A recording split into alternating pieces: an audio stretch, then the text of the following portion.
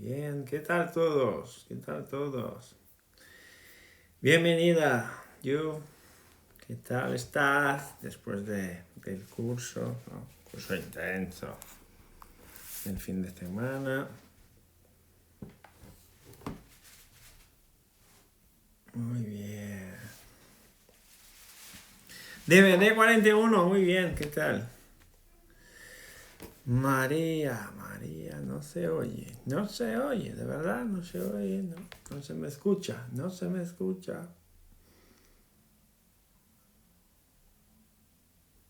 ¿Qué tal todos, chatos? Yo creo que se me escucha, ¿verdad? Decidme algo, María, decidme algo.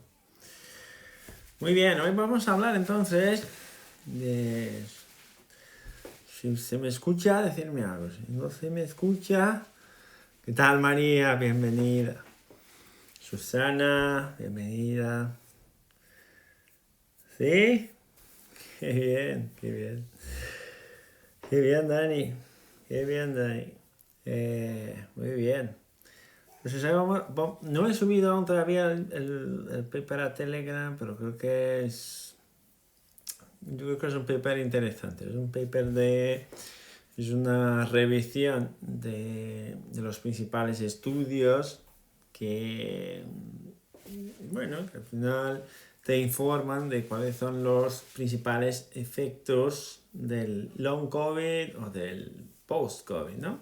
Que es esta situación de ya no estamos en un cuadro agudo, no es una situación clínica aguda, ya le han dado de alta al paciente, todavía el paciente empieza a desarrollar síntomas no inmediatamente después de ser dado de alta, sino que después de 4 semanas, 8 semanas, 12 semanas o incluso 6 meses. Entonces esto se llama long COVID o síndrome post-COVID. Entonces vamos a hablar ahí de los principales hallazgos clínicos en lo que se refiere a la población que le ha tocado el COVID.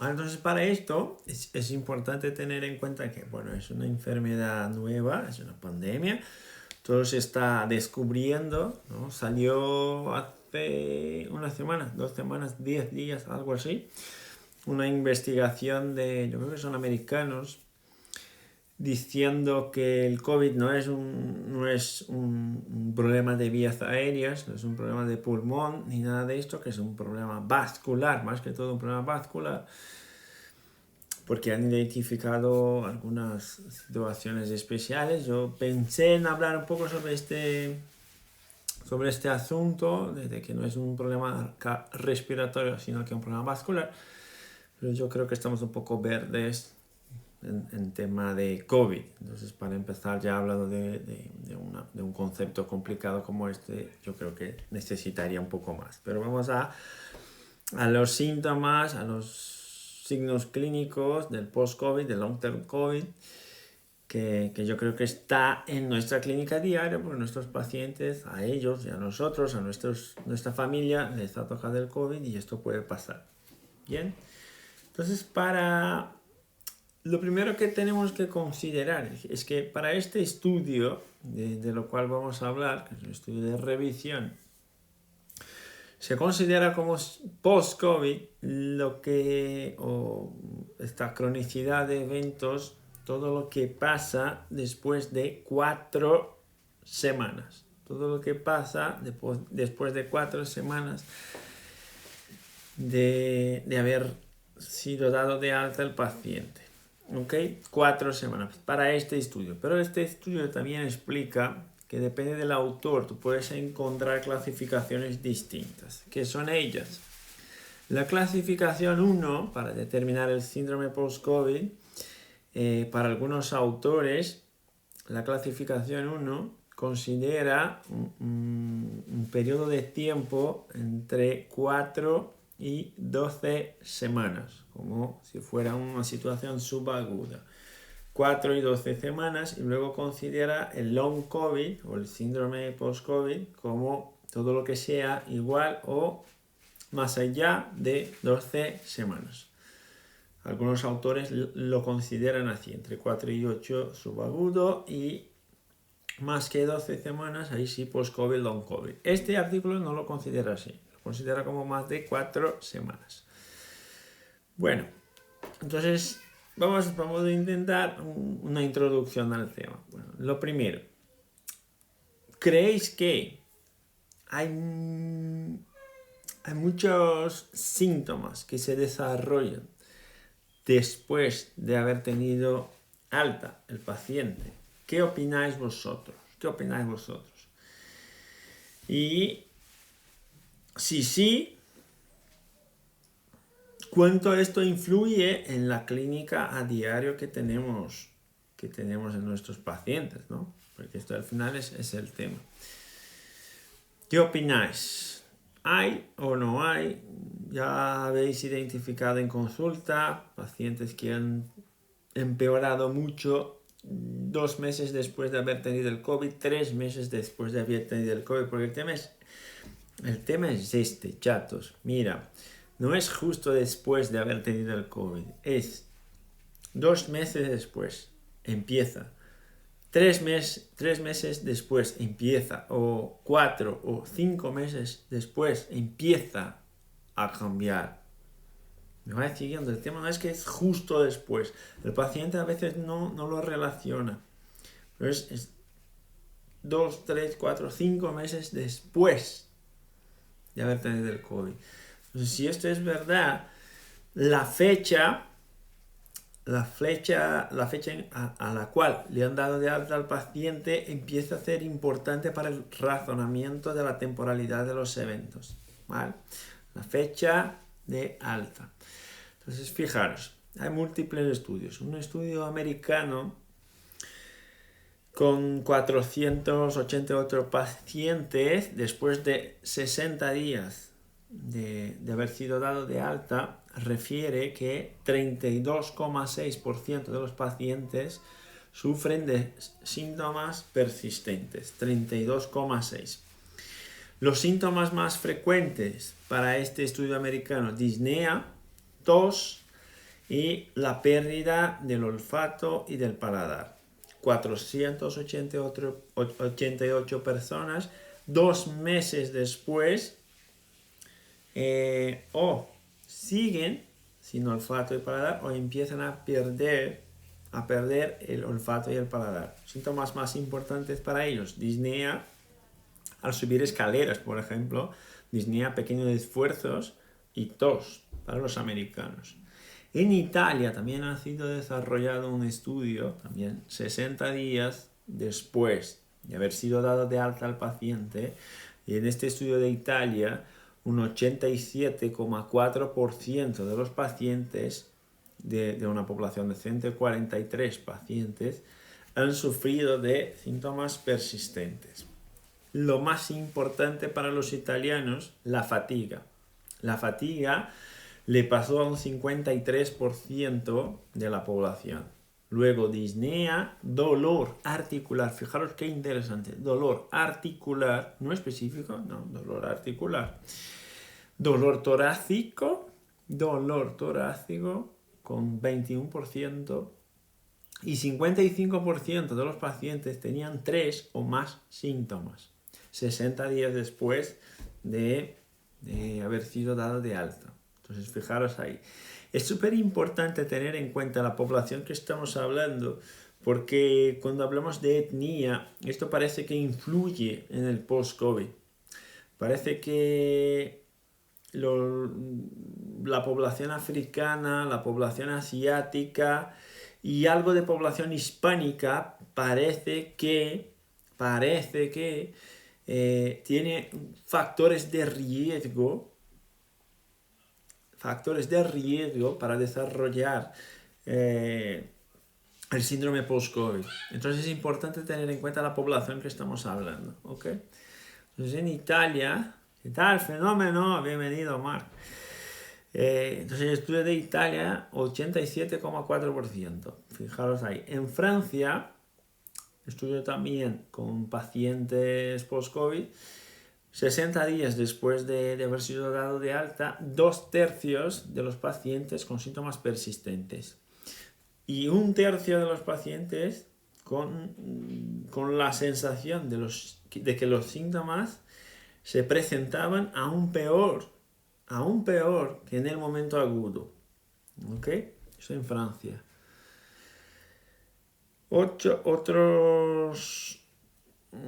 Un paciente con bypass. El bypass no... Bueno, a ver, Fisio 748. No es el bypass al final que va a determinar si va a tener complicaciones o no. Es la intensidad de la respuesta del sistema inmune. Luego cuando vayamos avanzando te darás cuenta de algunas cositas, ¿vale? No es porque tiene un bypass al final que tiene mayor riesgo de complicaciones. Tener más comorbilidades sí, es un riesgo más alto. Ahora fijaros, un estudio de Inglaterra, otro de España, otro de Estados Unidos y otro de Francia, todos entre 8 semanas y 100 días, han identificado que hay múltiples elementos persistentes post-COVID. Los más importantes, fatiga. Recordaros que os comenté en la clase en el directo que hemos tenido en los juegos de Fisio, cuáles son los síntomas más importantes para tener en cuenta, identificar una cebra y todo esto, para el diagnóstico diferencial. Yo os comenté fatiga como uno de los primeros, o si no me equivoco, el primer síntoma más importante para hacer el diagnóstico diferencial. Entonces, fijaros ahí, fatiga como primer hallazgo, primer signo clínico. Inglaterra, España, Estados Unidos y Francia. Ahí semejantes los hallazgos. Fatiga, disnea, estrés psicológico, el primer, ¿verdad, Susana? Qué máquina que tenemos. Estrés psicológico. Fijaros qué interesante. Síndrome de estrés postraumático también. Es decir, un paciente que empieza con un comportamiento de síndrome de estrés postraumático. Ansiedad, depresión, insomnio post-COVID. Empieza a pasar mucho.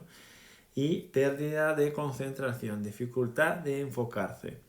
Un consenso que esto pasa más o menos a un 30% de los pacientes. Y no depende de la severidad del COVID, no depende de la severidad. Es decir, pasa aunque sea leve o intenso el episodio.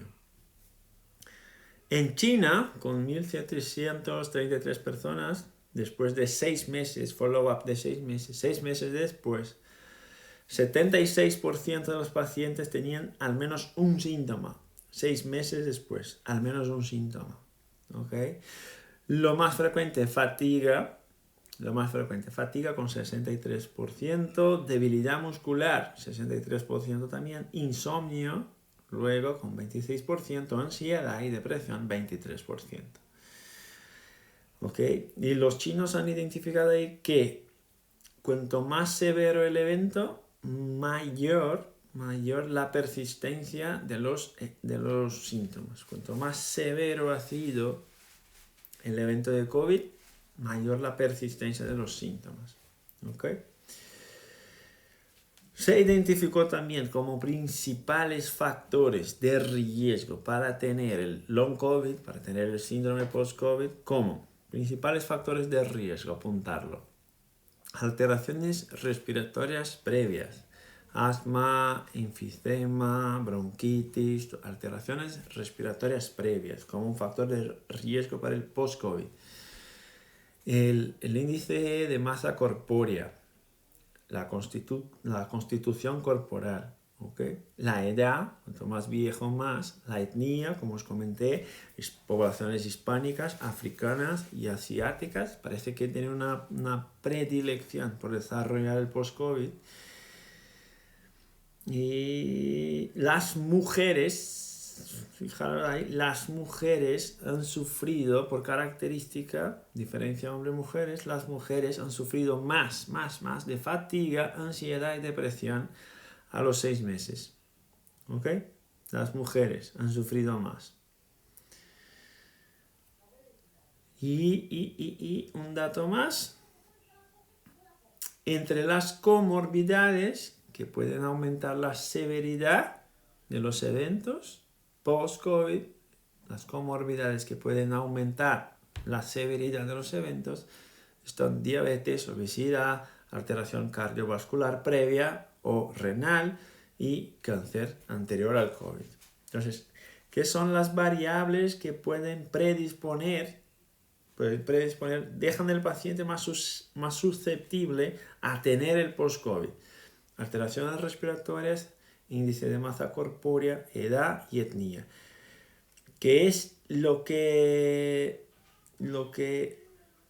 empeora la severidad? No que le fragiliza, pero empeora la severidad del long COVID. Es diabetes, obesidad, alteración cardiovascular, hipertensión, o renal y cáncer. ¿Ok? ¿Y qué se supone, chatos, que sea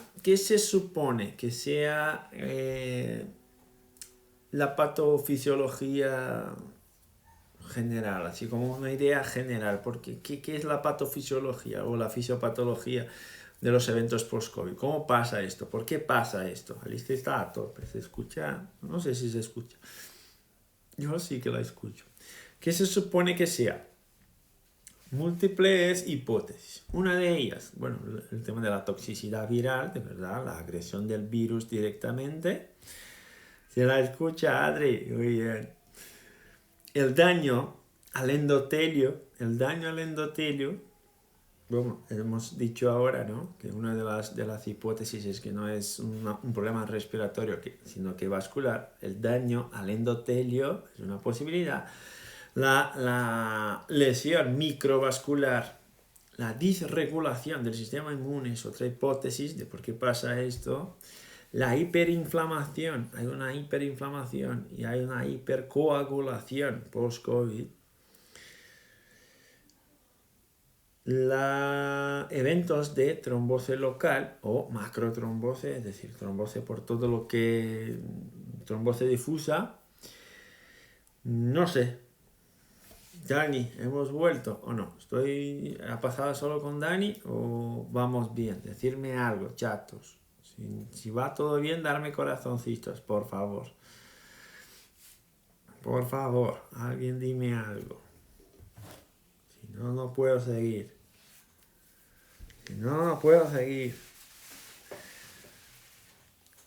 Alex, mira, vértigos, no hay relatos de vértigos. Hay relatos... Vale, Antonio, gracias. No hay relatos de vértigos, hay relatos de síndrome hay relatos de taquicardia en ortostasis. Esto sí, síndrome de taquicardia al ponerse en ortostasis, pero vértigos no. Vale, entonces, siguiendo con el tema de las hipótesis de por qué pasa el long COVID. Toxicidad general, daño endotelial, lesión microvascular, disregulación de la respuesta del sistema inmune, esta es otra posibilidad, hiperinflamación, hipercoagulación, trombose local, macrotrombosis, mala adaptación a la ECA2. La ECA2 es determinante en el post-COVID. La ECA2, la enzima convertidora de angiotensina, tiene un papel determinante en el post-COVID. Tiene un papel determinante por dos razones. Porque el virus ataca las células que poseen receptores de ECA2 y bueno, y hay una gran concentración de receptores de ECA2 en los vasos sanguíneos, en los pulmones, en el sistema gastrointestinal, en múltiples estructuras. Entonces la ECA2, la enzima convertidora de angiotensina, tiene un papel importante ahí. ¿Ok? Y luego hablaremos más de esto un poco más allá porque va a generar una disregulación del sistema renina-angiotensina-aldosterona. Inflamación zona lumbosacra, específicamente Vero, de zona lumbosacra no. Hiperinflamación sí, y dolor articular sí también, pero específicamente diciendo lumbar no. Pero que hay hiperinflamación sí y que hay dolor difuso sí. Y mialgia también, pero más allá lo vamos a ver. Bien, hasta ahí. Entonces estas son las hipótesis. Vamos poniendo un poco de nuestro razonamiento clínico junto a sistemas aislados ahora, porque vamos a hablar de sistemas aislados. ¿Qué sabemos? Que la mayor prevalencia de síntomas en el post-COVID es, bueno, varía, depende del estudio y de la población, pero fatiga está, ansiedad está, depresión está, dolores articulares. ¿Qué más hemos hablado? Tos, disnea, todo esto está, ¿ok? ¿Cómo generar? Ahora vamos a hablar de síntomas por sistemas específicos. Y, Antonio, la tormenta de citoquinas que padecía la mayoría de los fallecidos, ¿debe de haber una inflamación generalizada, verdad? Sí. Y esto ya se conoce, Antonio, esto ya se conoce. El tema de la hiperinflamación genera de verdad una hiperrespuesta inflamatoria, genera una superrespuesta inflamatoria, superproducción de citoquinas, TNF-alfa, todo esto, una superrespuesta. ¿Vale? Esto es verdad. Esto está ahí. El tema es que después de que hayan dado de alta el paciente del hospital, se imagina que esto no siga, ¿verdad? Pero lo que se ve es que parece que en algunos pacientes esto sigue más allá. Hablan algo de olfato y gusto no recuperado al 100% después de los 6 meses. Sí, 1 en cada 10, Jesse, 1 en cada 10. Según algunos autores, 1 en cada 10 después de 6 meses siguen sin olfato y sin gusto. ¿Ok? Y pasa a menudo. Entonces vamos al pulmón. El primer sistema, pulmón. ¿Ok?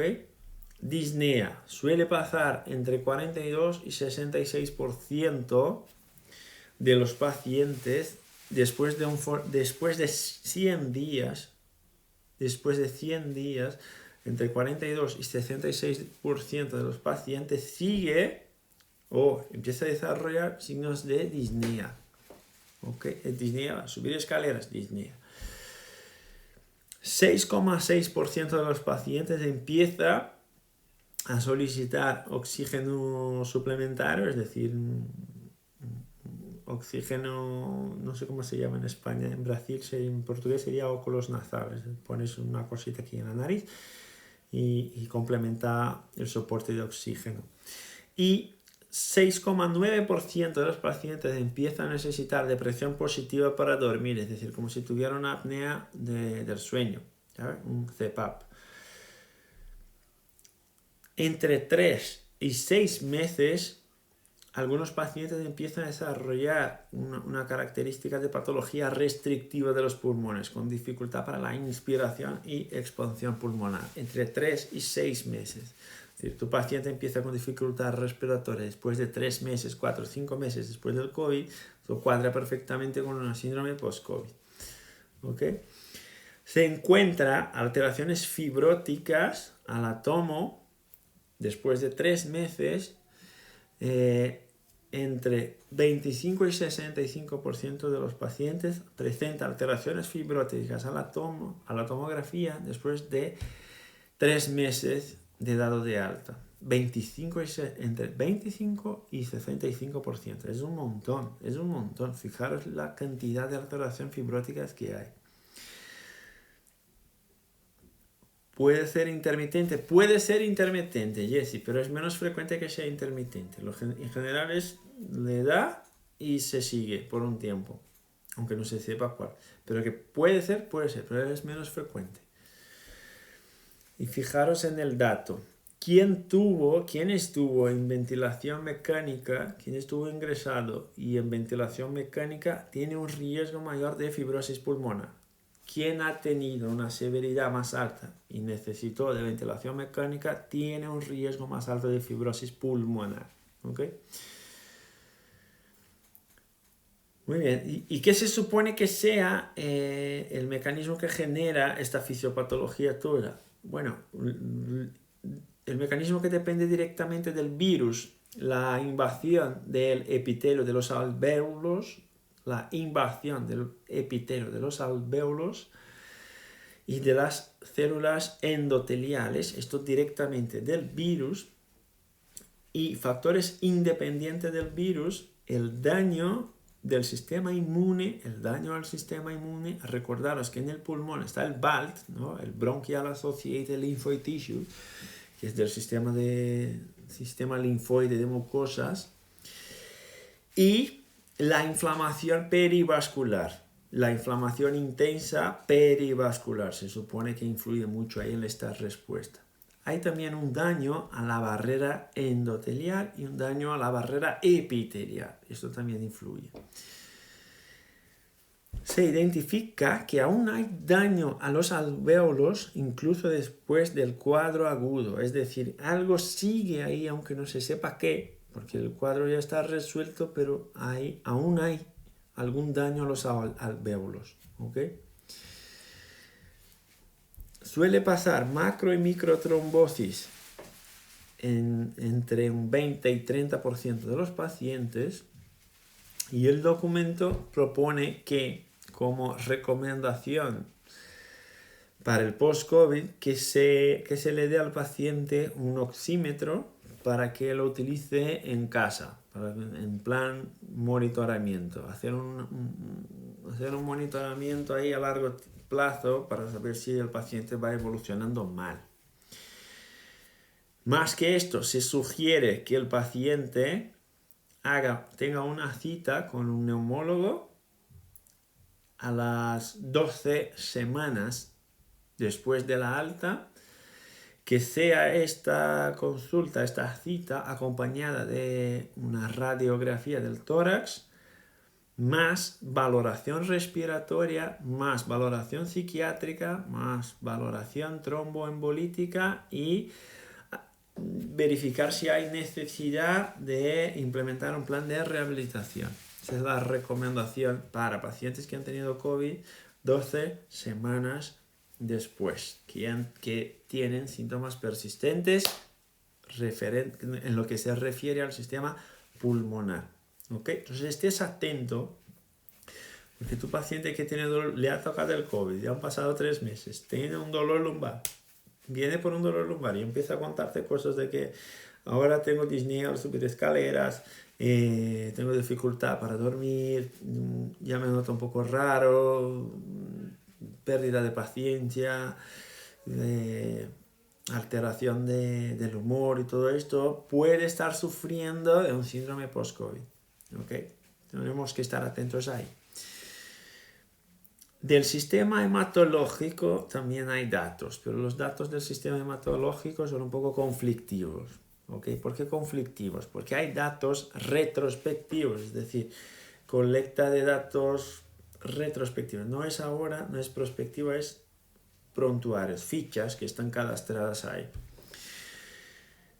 En investigaciones que utilizan datos retrospectivos se identifica un 5% de trombosis venosa, un 5% de trombosis venosa, que es bastante alto, ¿no? Sea pulmonar, sea en el sistema cardíaco, sea un ictus, ¿no? Le da un ictus post-COVID, sea una fístula arteriovenosa. Y esto empieza a los 23 días después de haber sido dado de alta. Entonces, un 5% con trombosis venosa, sea en el pulmón, sea en el cerebro, sea en el corazón, sea una fístula arteriovenosa. Después de 23 días de haber sido dado de alta. Esto, datos retrospectivos. Sin embargo, datos prospectivos, cuando hago la colecta de los datos, mirando hacia adelante, es decir, el paciente acaba de tenerlo y ahora voy a recolectar los datos. En Bélgica y en China, en Bélgica se ha encontrado en 6 meses un caso de trombosis venosa, un caso, y en China con 390 personas ninguno. Por esto os comenté que es conflictivo el dato cuando se habla de sistema hematológico. Yo conozco una persona en Brasil, que era una fisioterapeuta, yo la conocía, que después de haber tenido todo el curso clínico del COVID, a los 15 días tuvo un ictus y ahí el óbito. Entonces yo creo que hay algo, pero los datos ahí no son concluyentes, no se puede concluir mucho. ¿Ok? Pero que pasa algo, pasa. También en pacientes dados de alta y vacunados. Estos estudios no consideran, Burgis, si el paciente ha tomado la vacuna o no. Son datos generales, sin el filtro de vacuna. ¿Ok? Entonces, de verdad, no sabemos cuántos estaban vacunados, cuántos no. Yo creo que la mayor parte no. Sistema cardíaco. Vamos a ello. Entonces, es conflictivo para el sistema hematológico. Sistema cardíaco. Un 20% de los pacientes empieza a sufrir de dolor torácico post-COVID. Un 20% después de 60 días de follow-up. Más aún, palpitación, más aún, hay un aumento de la incidencia de cardiomiopatías por estrés, un aumento de la incidencia de cardiomiopatías por estrés. Esto se supone que sea por un aumento de la demanda cardiometabólica de forma persistente, que vamos a hablar en un momento. Entonces, hay un aumento de la incidencia de cardiomiopatías por estrés. ¿Okay? Entonces, dolor torácico. Recordaros, un dolor torácico puede confundirse con una hernia esofágica, una hernia de hiato, con un reflujo gastroesofágico, con un infarto. Pues ahí hay que hacer el diagnóstico diferencial. Los datos, Jessy, el paper estará en Telegram y el vídeo estará en YouTube. Mañana ya estará todo listo. ¿Ok? Hay inflamación del miocardio 2 meses después de la alta del paciente. Y esto pasa con un 60% de los pacientes. Inflamación del miocardio en un 60% de los pacientes. 2 meses después de haber tenido el COVID. Es decir, 2 meses después de haber tenido el COVID, sigo súper atento a todo lo que pasa al paciente o a la familia o a ti mismo. ¿Ok? Y ahora fijaros qué interesante. Os comenté antes de la enzima convertidora de angiotensina y hay una disminución de la producción de la enzima convertidora de angiotensina, que es súper interesante, ¿no? Hay una disminución de la ECA2. ¿Y por qué es un problema la disminución de la ECA2? Es que la ECA2 también tiene un papel importante en la disminución de la vasoconstricción. La ECA2 influye en procesos metabólicos para disminuir la vasoconstricción, es decir, para inhibir la vasoconstricción, que es generada por el sistema renina-angiotensina-aldosterona. La ECA2 influye para disminuir esta vasoconstricción y permitir una mejor vascularización local. Si hay una inhibición, un downregulation de la ECA2, lo que pasa es que el sistema pierde un poco, o pierde totalmente, o pierde mucho la capacidad de inhibir la vasoconstricción. Entonces es como si tuviera siempre hiperactivo el tono de la pared de los vasos sanguíneos. Fijaros qué interesante. Aún más que esto, la inflamación, la respuesta inmune afectan directamente la integridad estructural del miocardio. La inflamación, que os comenté, un 60%, más la respuesta inmune, esta hiperrespuesta inmune, esta hiperproducción de citoquinas, parece que le daña directamente a la estructura del miocardio, del pericardio también, y altera el sistema de conducción cardíaco. Entonces ahí estamos hablando de un cambio en la morfología del corazón directamente y un cambio en el sistema de conducción del estímulo eléctrico cardíaco que puede generar arritmias o empeorarlas. ¿Okay? Los pacientes que se recuperan pueden tener un aumento de la demanda cardiometabólica. Un aumento de la demanda cardiometabólica de forma persistente.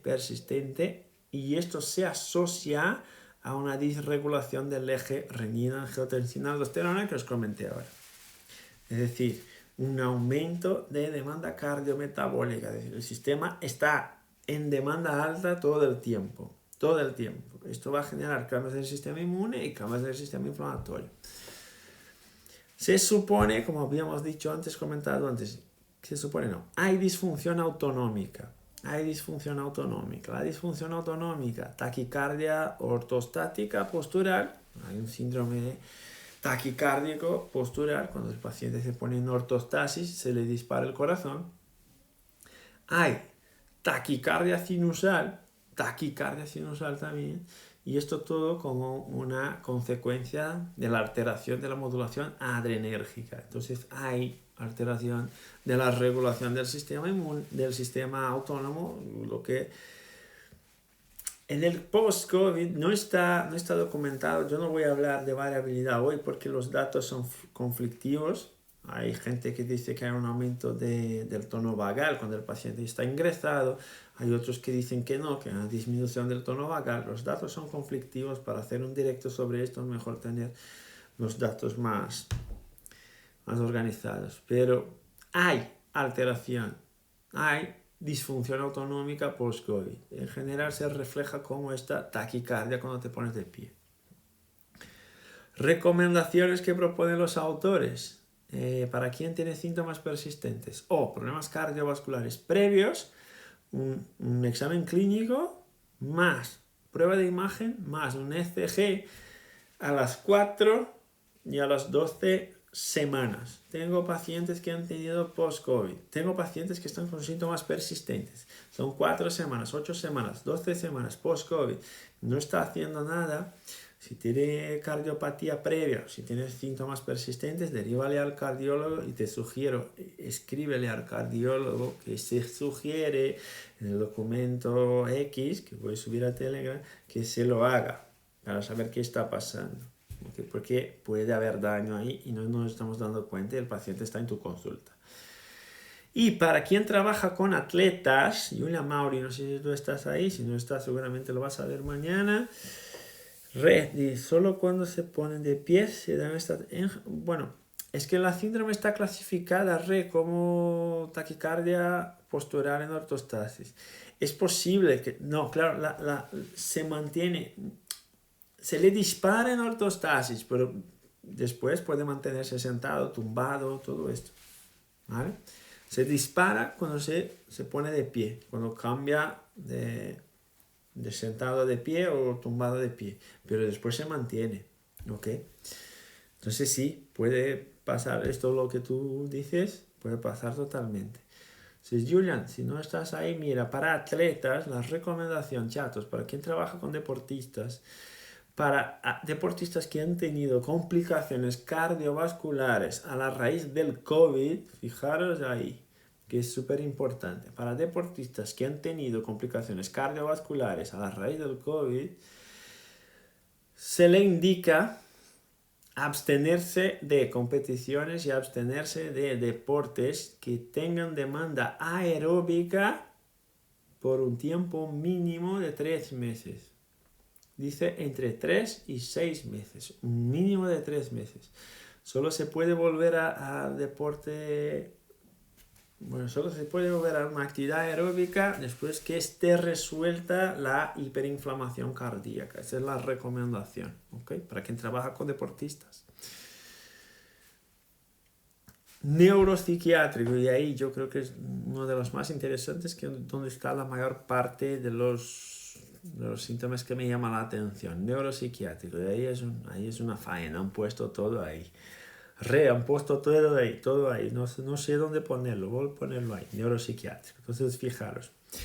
Mialgia difusa, dolor miálgico por todo el cuerpo. ¿Vale? Puede ser lumbar, como hemos dicho al principio. Vero, creo que fuiste tú que preguntaste. Síntomas depresivos, no diagnóstico de depresión, pero síntomas depresivos. Un sueño no reparador, Sueño no reparador, es decir, me duermo, pero me despierto fatal, súper cansado. Me despierto súper cansado. El sueño ya no vale para la reparación. Dolor de cabeza tipo migraña. Dolor de cabeza tipo migraña. También puede pasar en post-COVID. No sé por qué lo han puesto en neuropsiquiátrico. Puede que sea por el neuro, pero está bien. Dolor de cabeza tipo migraña en el post-COVID. Entonces, fijaros, en investigaciones, en 100 pacientes, un 38% empieza a desarrollar dolor de cabeza después de 6 semanas de alta. Pérdida de gusto y olfato, como os comenté antes, 1 en cada 10, y esto a lo largo de 6 meses. Cambios cognitivos, bueno, se dice brain fog, pero es como si fuese, ¿cómo puedo traducir brain fog? Como si fuese esto, algo borroso, como si el cerebro estuviera con una nébula. Bueno, Rubia, ayúdame con el brain fog. Pero alteración cognitiva más alteración de la memoria, ves que ahora ya no memorizo nada. Alteración de la memoria, alteración en niebla mental. Susana, qué fenómeno, Susana. Gracias, Gui. Niebla mental, brain fog. Gracias, fenómenos. Funciones ejecutivas del cerebro también. ¿Vale? En un estudio en Italia, un mes después del alta del hospital, 56% de los pacientes tenían al menos un síntoma en lo que se refiere al neuropsiquiátrico. Antonio, tú no solo dices lo que es, sino que lo complementas. Pues ya eres un super cazador. Chato, qué fenómeno. Qué bien que tú estabas aquí. Un gustazo conocerte. De verdad.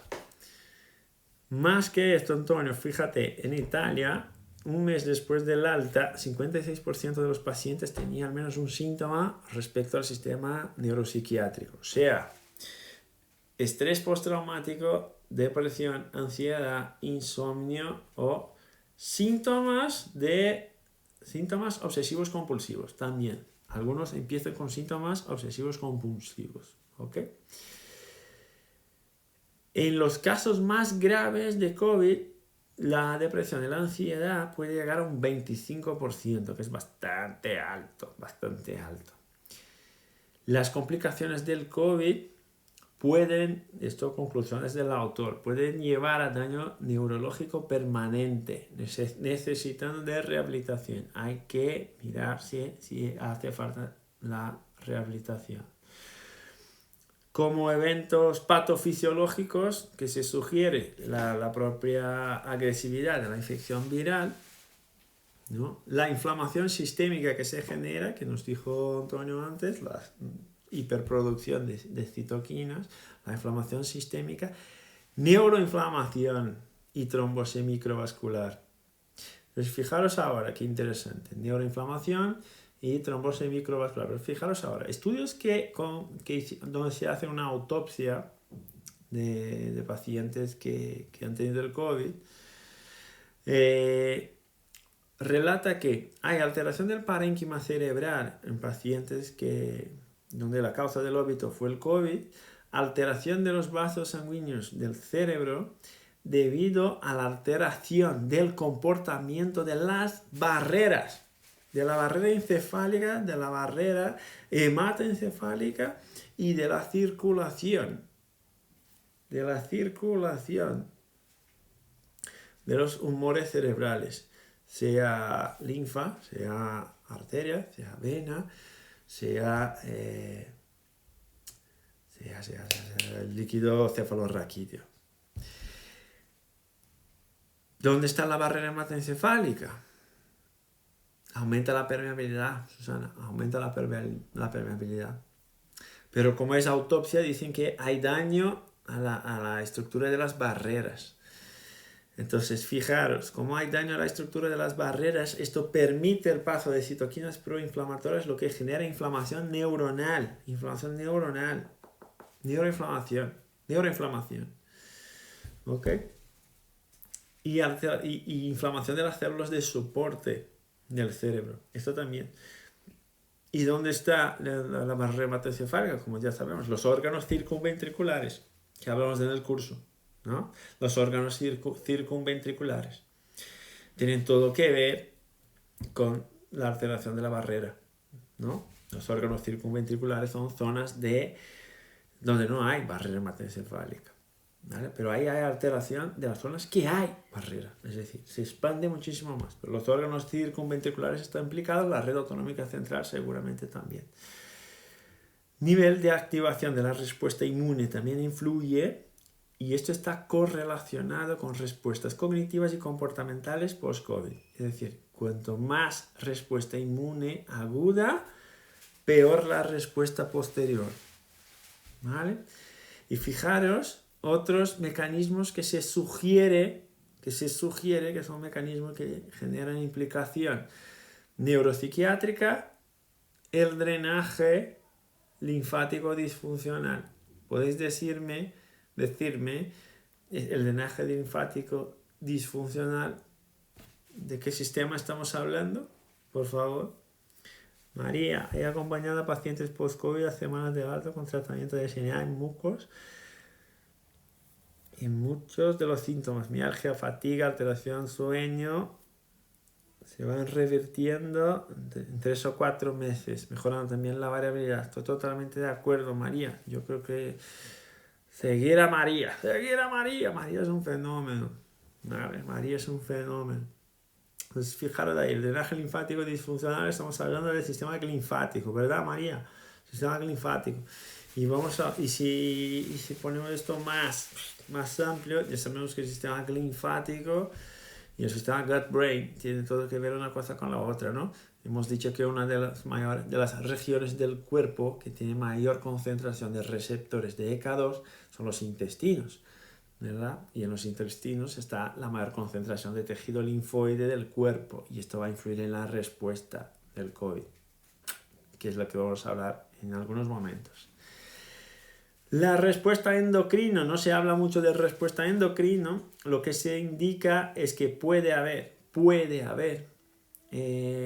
alteraciones de la tiroides que pueden facilitar el desarrollo de un Hashimoto, que pueden presentarse post-COVID como un Hashimoto, y puede haber cambios en un sentido de empezar a tener o desarrollar comportamientos de diabetes en los pacientes post-COVID, pero esto está menos investigado y hay menos incidencia de esto. Hablando del sistema gastrointestinal, hay alteración del microbioma. El COVID altera el microbioma. Esto está perfecto. Aumenta el riesgo de infecciones oportunistas. Yo creo que se dice así también en español, en portugués son infecciones oportunistas, es decir, como baja la capacidad de respuesta del sistema, otras infecciones se acoplan. Ahora fijaros qué interesante, a quien le gusta mirar más el eje gut-brain, que nos gusta a nosotros del SNA, o a los de PNI, o a la gente que le gusta llevar la vida más sana, ¿no? La microbiota intestinal puede cambiar el curso de la inflamación. Eso no estoy diciendo yo, no estoy diciendo como osteópata, no estoy diciendo como fisioterapeuta, estoy diciendo justo lo que está en el paper. No os fiéis de mí, verificar en el paper después, toda la información está ahí. Yo creo que es un paper de Nature, si no me equivoco es de Nature. Está todo ahí, podéis verificarlo después. La microbiota intestinal puede cambiar el curso de la inflamación. ¿Por qué? Por el eje intestino-pulmón.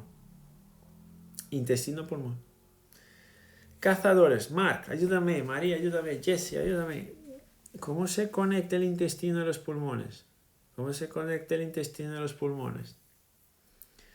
Decírmelo, por favor. ¿Cómo se conecta el intestino y los pulmones? A ver si estamos finos. María, el SNA es brutal, ¿verdad? ¿Veis que las cosas se relacionan? ¿Por qué? Porque al final tratamos todo como mecanismos, como una integralidad de los mecanismos, ¿no? conexión de estructuras, pero conexión fisiológica de mecanismos. Sistema linfático, Susana, perfecto, el sistema linfático. Pero hay un nombre más específico, ¿no? Hay un nombre más específico. Susana, vamos, que hablamos hace poco.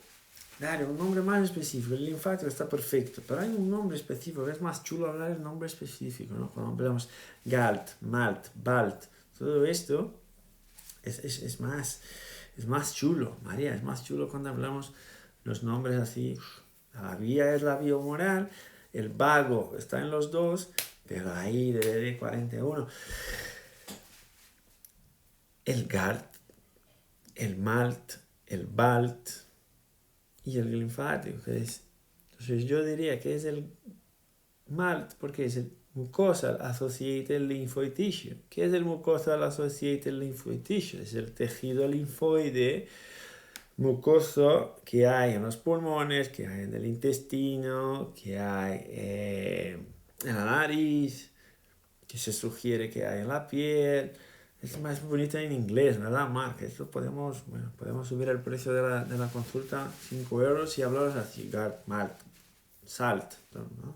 GALT Associated Lymphoid Tissue. Si hablamos así, ya podemos subir un 5 euros el precio de la consulta. Si hablamos Wi-Fi, ahí no, tenemos que hablar Wi-Fi, ¿no? Wi-Fi. El Wi-Fi, ahí subimos el precio de la consulta. Y luego si sabemos todo esto, ahí subimos aún más, un 20 euros el precio de la consulta porque merece la pena, porque tú eres súper cazador y estás a tope. Y esto acorta el curso clínico del paciente en tratamiento, evidentemente. No llevas, el que lleve un año, hice 200 consultas.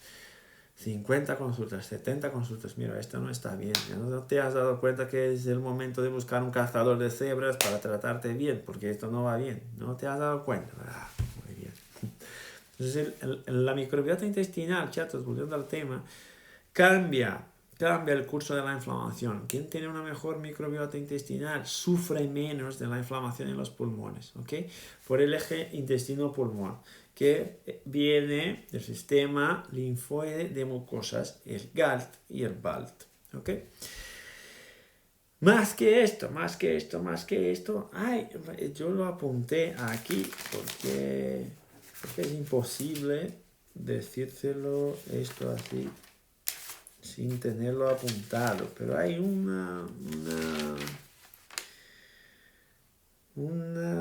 bacteria, hay un elemento en la microbiota intestinal que es un elemento protector, para que no tengas una severidad más alta, para protección contra el COVID más severo, que es el Faecalibacterium prausnitzii. Faecalibacterium prausnitzii. Pues fantástico. Faecalibacterium prausnitzii. No sé qué idioma estoy hablando, pero este es un componente de la microbiota que te protege contra el COVID más severo. Es un factor de protección. Pacientes que tienen una mayor concentración de Faecalibacterium prausnitzii, pacientes que tienen una concentración más alta de Faecalibacterium prausnitzii en la microbiota, han tenido COVID con menos severidad. Se desarrolló una inflamación con menor severidad en el sistema. ¿Ok? Entonces esto es importante. Ahora, tengo ahí 2-3 minutos, que es importante estar atentos, chatos, que no me va a dar tiempo para mucho, tengo 4 minutos para hablar. ¿Qué es importante estar atentos, chatos? Para estos pacientes, lo puedo repetir, Faecalibacterium prausnitzii. Ya lo tengo. Beni, Faecalibacterium prausnitzii. Pero estará en el paper si queréis echarle un vistazo. Que esto es súper importante a la hora de mirar la variabilidad de la frecuencia cardíaca. Hay papers, esto hablando de pacientes ingresados, ¿ok? Hay papers que dicen que hay una hiperactividad parasimpática en pacientes ingresados. Hay papers que dicen que hay una hiperactividad simpática de pacientes ingresados. Es decir, es conflictivo. Ok. Y no hay muchos papers que hablan de la variabilidad post-COVID. No hay muchos, o a lo mejor no los encontré yo. No hay muchos. Entonces hay que considerar que si tu paciente ha tenido COVID, es posible que el paciente esté con desregulación de eje, es posible que el paciente esté sufriendo, es posible que haya cambios autonómicos internos y es posible que esto siga con hiperactividad vagal. Es posible que siga con hiperactividad vagal, es decir, RMSCD y HF. Es posible, fijaros ahora, apuntar esto. ¿Para quién tiene sentido esto? Porque ya hizo el curso. Apuntar esto. Es posible encontrar una RMSSD alta, es posible encontrar una HF alta, pero la SDNM estará baja. ¿Habéis apuntado? No hace falta. Si no han tenido el COVID, memorizarlo. Si has tenido el COVID, apúntalo, porque ya sabéis que puede generar cambios en la memoria. ¿Para quién hizo el curso? ¿Quién no lo hizo, por favor? Que lo haga lo más pronto posible, porque esto empieza a tener sentido y es una herramienta brutal. Yo creo que vamos más allá con otros temas de COVID y variabilidad, porque me interesó bastante el tema. Fijaros, es posible encontrar una RMSSD alta, una HF alta, pero esto tiene que seguir con una SDNN baja. Dani, ¿lo has apuntado? RMSSD alta, HF alta y SDNN baja. Apuntarlo, Dani, apuntarlo. Es posible encontrarlo así. Y esto significa que hay una disregulación de eje. Esto significa que hay una inflamación en curso. Y esto puede significar, bueno, un montón de cosas. Hay que correlacionarlo con la clínica de tu paciente. ¿Vale? Claro, María, lo interesante es tenerlo para la comparación antes y después. ¿Vale? Y si queréis enviarnos algún caso que te llama la atención, María, que tú quieras hablar, que te estés a gusto, por favor, eres nuestra invitada. ¿Ok? Entonces esto es importante. Un tono vagal alto, pero la SDNN baja. Esto significa variabilidad del sistema está baja. Esto en general puede indicar una inflamación activa en curso, aunque sea una inflamación de bajo grado. ¿Ok? Muy bien. El total power no sería un dato a tener en cuenta, Antonio. Puede ser, pero estará bajo también. Puede ser, puede considerarlo, pero estará bajo. ¿Vale? Porque el total power se refleja como si fuera la SDNN. Pero el total power ahí sería de dominio de frecuencia y en la SDNN de dominio de tiempo. Bien, Antonio, Susana, María, Jessy, Mark, Dani. Espero que os haya valido. Fijaros ahí la cantidad de síntomas que hemos tenido que se asemejan a síntomas autonómicos de los cuales hablamos en el curso y de los cuales hablamos en la semana de los juegos de fisio. ¿Quién estaba ahí? Hablamos un montón de estos síntomas en la semana de juegos de fisio, pero ahora tiene una raíz distinta. ¿Ok? Entonces hay que pensarlo de una forma distinta. Yo estoy seguro que vosotros cazadores lo harán estupendo. ¿Vale? Pri, un abrazo a todos, cuidaros mucho, os veo pronto.